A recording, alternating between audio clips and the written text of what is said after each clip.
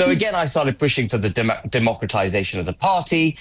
Zia Yusuf declared on another news channel that he had the finest legal minds producing a constitution that would do just that. Look at this totally ridiculous situation with Talk TV host Alex Phillips, who previous to getting this gig was an MEP for the Brexit Party, a Reform Party candidate, and was head of media for UKIP, interviewing Ben Habib, who here is standing down from Reform. Alex's bias is on clear view here, and remember, this is all on a platform owned by Rupert Murdoch. Actually, when the Constitution emerged, it was a document I'd seen some months ago, and it didn't do the trick. Nigel said he'd give up his shares. That still hasn't happened. Oh, does the snake not like being part of the snake pit?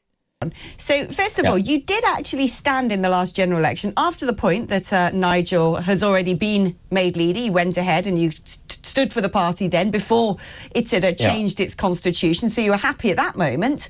If you had been elected, you'd be sitting on the green benches. Would you still be quitting the party if you'd been elected? I would still quit the party. I stuck with the party because I did not want to cause a massive ruction during a general election.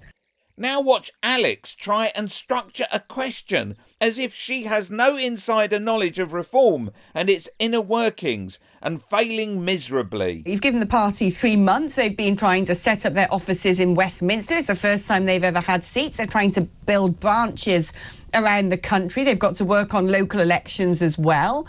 All of these things, they might argue, in due course. I'm going to read some messages because while we've been speaking, messages have been coming in. A lot of the audience support Reform. So I wanted you to know quite what people are saying at the moment. So Steve has said, Alex, if Ben had been effective enough to win his seat at the election, I'm sure he'd happily sat with the 5 Reform MPs in Parliament.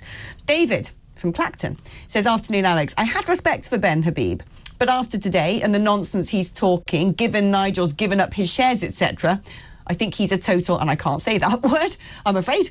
But Nigel hasn't given up his shares. That's the point. Nigel still hasn't given up his shares.